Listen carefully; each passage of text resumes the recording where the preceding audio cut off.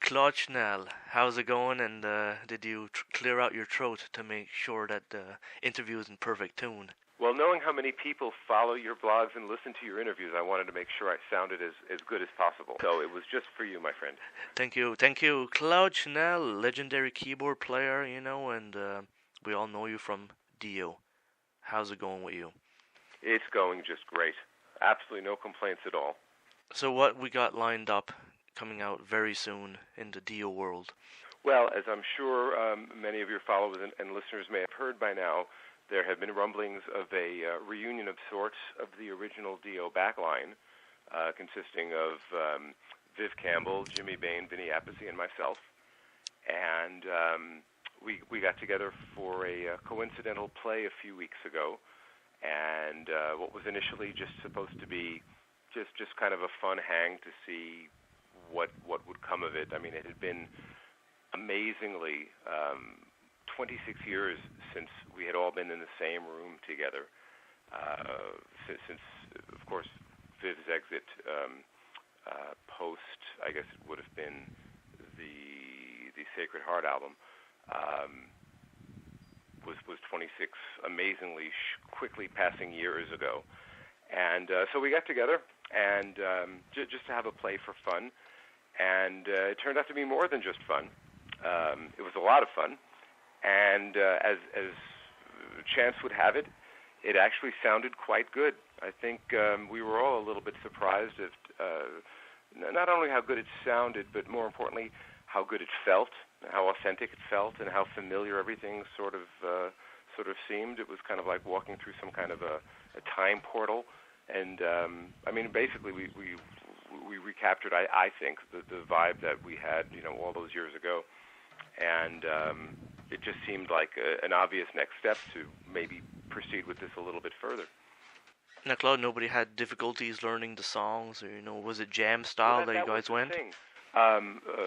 Sadly, none of us really remembered all the songs all the way through exactly the same way, but it didn't really matter. I think, as a testament, I think, to Ronnie's work ethic, having played together for so long and have had so much repetition back when we did play together, it didn't matter. And I think the momentum and the inertia of how strong the music is just carried us through, and we basically got through it all. Probably the largest component of that is the military Swiss clock that Vinny and Jimmy provide when they play together. I mean, I don't think there's a better rhythm section in rock out there. So 26 years since you guys, basically shared a stage, you'd say, or shared a rehearsal hall, anything like that? Yeah, well, all right, now you're going to tax my memory more than I think I'm capable of legitimately remembering. But I know it was 86, so whether it was in rehearsal or on stage, I tend to think that it was actually during rehearsal stages when Viv unceremoniously exited the band. So we would have been in rehearsal if I'm not mistaken. No, yes, in fact, that's precisely right now that I think about it, because it was just after his exit that Craig mysteriously appeared in his wake almost instantly. So yeah. How was it, to come into that session and see all these familiar faces? Well, for the most part, we had all been in touch over the years anyway. I speak with Vinny very, very often, probably on a weekly basis, I would say. And Viv and I kind of keep in touch. We have some mutual friends. We share an auto mechanic, for one thing, so we kind of keep tabs on each other and keep in touch in that regard. But Jimmy, actually, I don't think anybody had heard from in a long time. And it was actually a chance encounter with Viv at this past NAMM in January, when I had approached him to perhaps get together with me to work on some stuff that I've been trying to pursue, that the subject of maybe getting together for a play with the old guys kind of came up. I know Viv had done an impromptu play with, I think it was Steel Panther at the House of Blues, if I'm not mistaken. And he was energized from that performance to the point of saying, yeah, we should get together with Jimmy and Vinny. So Viv got everybody's emails and got everybody in touch with each other, and we got together, and it again felt like old times. There was like a couple of bro hugs, and within an instant we were off and playing. And also Andrew, the singer with whom we did that initial rehearsal, is somebody that Vinny had played with when he was playing with George Lynch in Lynch Mob, and I had briefly done some work with Andrew on some of my project.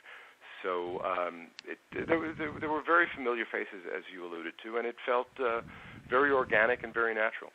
Now, this big, family you guys are going to be named The Last in Line or Last in Line? Yeah, that's the plan at the moment. That seems to be the consensus, and from the emails that I've received and from the various commentaries that I've seen through the social sites and online, it's been getting a very good response. So I think that's probably going to be the name that will survive Last in Line. And also, it's kind of a subtle nod to how in his last efforts when Ronnie did the Sabbath reunion of sorts, even though they couldn't call it Sabbath, they chose to use the name of the first album on which Ronnie played with Sabbath. Similarly, the first Dio album on which we all played together, myself included, was Last in Line. And I think Last in Line works better as a band name than Holy Diver does anyway. So, one technical question about The Last in Line. It's called The Last in Line, and you guys are going to be called Last in Line? That's a very good question, and I have no clue. You tell me, what's the official name of the album? The Last in Line. The Last in Line. Yeah, I suspect the band name is just going to be Last in Line. I don't know if we're going to stick with the article the. But that kind of becomes an arbitrary point, because if you're talking about the album The Last in Line, then you wouldn't say the Last in Line album. So very true. I think that's a better question for an English professor than it is for a musician. Guaranteed. And what I like about this name is too, you can go to places like France and Quebec and call it Dernière Ligne. Dernière Ligne, exactement. Oui. That's exactly what I thought when I was responding to your email with the subject line, Dernière Ligne, and it actually works just as well in French, doesn't it? Oh yes, it's a very good saying. When I seen that subject, it was like, wow, I knew exactly what you were talking about. Huh. In the spirit of Dio, so you suspect Dernière Ligne. There's not much Dernière Ligne in life besides Last in Line. That's true. 1984. That's true.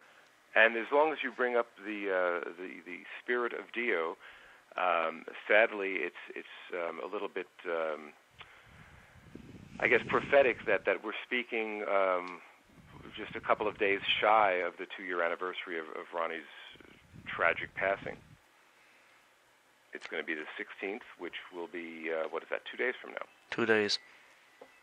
So we're just 2 days shy of 2 years. It's mind-blowing to me how quickly that time has passed, how much has transpired in the interim, and just that we have been without him for that long. Now let's say like a lifestyle you live, it's probably a lot faster than in Nova Scotia, Canada, and let's say with time it goes faster on it seems for you, living in LA and all that good stuff. Would you not say? I think a lot of that. I think a lot of that has to do with just the activity level. It seems that when you get into a routine, which frankly, considering the state of the economy of the world these days, having a routine is probably a good thing. But you tend to kind of fall into the mechanical sort of repetition where every day is more or less the same. You go to work, you come home, you do whatever you do. And not to say that it isn't fulfilling or noble or a wonderful way to spend one's time, but it tends to, you tend to mark time differently than when you're doing something differently every week. And you're wondering where the next session is going to come from, or where the next project is going to come from, or the next paycheck is going to come from. So I think that plus just the life of a musician in general, and being in a big urban center like LA, tends to accelerate things. Change subject a little bit. Going on your solo project, where are we up to there? So, thank you for asking. Yeah, that has actually made some stunning progress as well.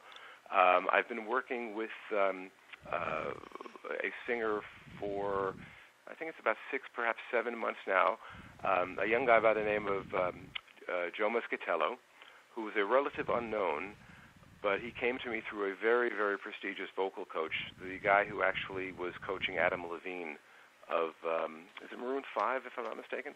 Yeah. Yeah. And the coach in question, his name is Stephen Memel, and he spoke very, very highly of Joe, knowing that I was looking for someone to kind of cover my original material, which he had been privy to from some chance meetings that he and I had Stephen, the vocal coach. And knowing that I had worked with Ronnie, knowing that prior to Ronnie I had worked with Glenn Hughes, another arguably one of the best voices of rock and roll, he knew that my standards were going to be very, very high. And even though this is L.A., even though this is the be-all, end-all center of things rock, or at least that's what we're led to believe, as far as finding people of the caliber of Ronnie and Glenn, I think you could search the world and find only a handful. Mm-hmm. So very fortunately for me, he came across this young fellow named Joe, and very, very enthusiastically recommended him to me, gave me his number, and we kind of got in touch. And although we were a little bit slow in the uptake, we started working together just sort of tentatively to see if there was going to be a meeting of the minds and a meeting of the musical spirits, so to speak. And after a few weeks of working together, it really seemed to get some traction. And I think that when it finally comes to fruition, it's going to get a very, very good response, and people are going to hopefully agree that the wait for my new material will have been worth it. At least that's my hope. When do you suspect this work is going to be it's established and finished? Well, we actually have some interest from a couple of majors already, which is kind of nice. But we're being very careful about the way we proceed, because having taken this long to bring something to the market as I've done, because arguably there's not been any Claude Schnell material at all technically. So yes, I've played on many different albums for other artists, but as far as doing my own thing, I want to make sure that when it's presented, it'll be in its best possible light. So we've done a few demos, and I'm thinking that hopefully certainly by the end of the year, we will be well along the process of having the project recorded and released, and perhaps by that time have some tracks released online just to whet some appetites and to give people a taste of what we're doing. With all this, we'll finally see maybe a YouTube video made with it as well. Yeah, that's something else we've been talking about. In fact, we've been doing some kind of like amateur unplugged sort of videoing of some of our rehearsals, just so we'll have some material that we can start delivering upon even prior to the actual music being recorded, kind of like a at home with sort of vibe. But it's really been a very organic and surprising process, because for as long as I've been doing this writing and working on my solo project, this is quite honestly the first time that the music seems to be taking on a life of its own. And I've worked with some very, very good singers over the years, trying to find the voice for my material. Obviously, not being a singer myself, my inner ear knows what I want to hear. Unfortunately, finding that has been a very time-consuming endeavor. But I'm happy to say that as long as it's taken to find the right voice for this project and for this material, I have every confidence that Joe is the perfect vehicle to breathe life into these songs. Now, Claude, going back, or last in line here, when you guys first came up, in the rehearsal session, what would be the first song you guys would have picked out to say, let's try something out here? I think Holy Diver was the first thing that we played. And interestingly, too, because the song starts with just, the instruments alone, it I think all of us had kind of a memory anticipation of the next thing we were going to hear being Ronnie's voice. Because, I mean, other than the obvious and notable absence of Ronnie's voice, it sounded exactly like it sounded back in the day. It was very, I guess, duplicitous. On the one hand, it felt great to be playing this music again and to have the authenticity and the strength and the power and all of the things that go with playing such notable material. But the absence of Ronnie being no longer with us to sing it became painfully obvious as we progressed through the session. Not to take anything away from Andrew's performance, he did an outstanding job. And if he didn't, I don't believe that he'd be the one that we would be pursuing the project with. But he did a very, very good job, and his online comments about preparing to be the world's most hated singer notwithstanding, I think he's going to do a very credible and very impressive job of covering this material. The soundtrack of the live shows, what we're going to be seeing for song lists? Well, it's largely going to be material from the first two albums, from Holy Diver and Last in Line.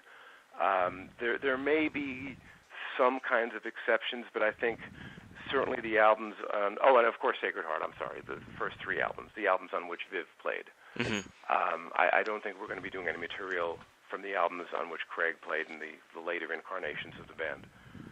But fortunately, there's no shortage of material and hits on those first few records. So you can count on Rainbow in the Dark and Holy Diver and Rock and Roll Children and so forth and so on. The list goes on and on and on. So does this all mean Claude Schnell's going to be on tour? I believe that is, in fact, what it means. Wow. We've been putting out some feelers and getting some kind of feedback about actually a very, very strong international interest in seeing this back on the road. Again, this is all kind of ironic and surprising because, quite honestly, initially, the only interest in doing this was a bunch of friends getting together to have a play and socialize a little bit and kind of catch up. And like I said, it just seemed so organic once we started playing that the notion of doing it more than once seemed inevitable.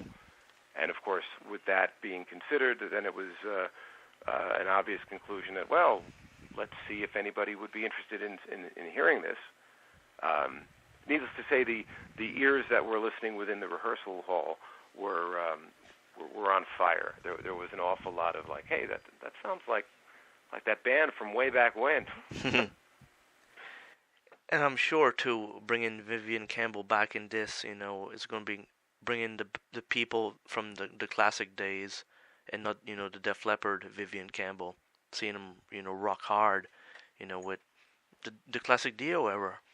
Right. That's going to be great. I'm not terribly familiar with what Viv's following has been post Dio. I mean, I know everything that he's done, but it seems to me that he is largely defined by what he did on those first few albums. And I'm here to tell you that, believe me, every bit of fire he had back in the day is still well in place and just chomping at the bit, waiting to break out. Excellent stuff. What I think is great is, you're going to be touring again. I think that's very good. I mean, when's the last time you went on a big tour? Oh, it's been forever. It's been forever. With the exception of, Viv, who's been out obviously with Def Leppard, but even that is all, it's these days it's quite sporadic. And Vinny, of course, who was out with Heaven and Hell for a while. Other than that, I haven't toured in ages, and I'm pretty sure Jimmy hasn't either. So it'll be nice to kind of pack a bag and hit the road again. Hopefully get an appearance in Canada.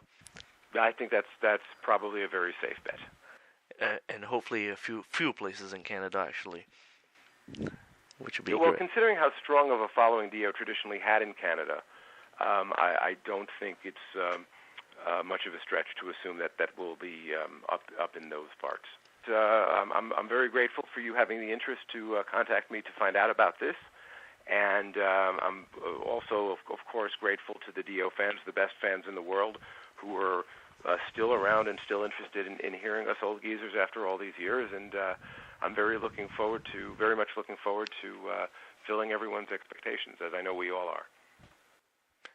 One more thing, have you been watching any great music documentaries lately? You're looking for a follow-up to our Tom Dowd, yes. Story, aren't you? Actually, I've seen a few things, but nothing that compares, at least for me personally, with the gravitas of that Tom Dowd DVD. To me, that still is a landmark historical production. I'd like to say I've seen something. Oh, there was a Herbie Hancock thing. I think it was called. Oh, no, the name's going to escape me at the moment.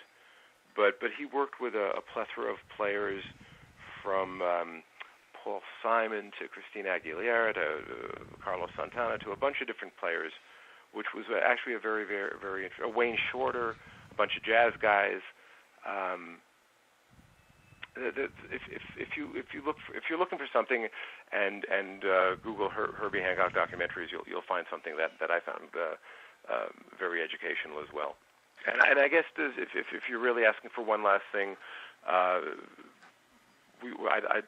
ask that whoever listens to or reads about our interview take a moment, especially around the 16th of May, to take a moment and pay some sort of mental or spiritual tribute to Ronnie's memory, because it is, after all, where all of this music began. The great Ronnie James Dio. The great Ronnie James Dio. Rest in peace, my friend. Rest in peace, and he's going to be remembered for a very, very long time. Yeah, I think that pretty much is the definition of being legendary. Yeah, I think he'll be remembered for a extraordinarily long time. It's like timelessly, if I could say that. That'd be well presented timelessly. When you look at the pyramids and stuff still here, well, in the 5,000 years, Ronnie James Dio. One of the vocal wonders of the world, I guess you could say. Claude, been a pleasure again. Always a pleasure to speak with you, Jason. Thank you so much for your interest. Thank you so much for staying on top and keeping in touch and doing all the fine work that you do. And I'm hoping we can speak again soon, maybe in the next few months, when there's some more news and some more progress, and I can give you an update. Excellent stuff, and let's do an interview at least once a year now. That sounds good. Okay.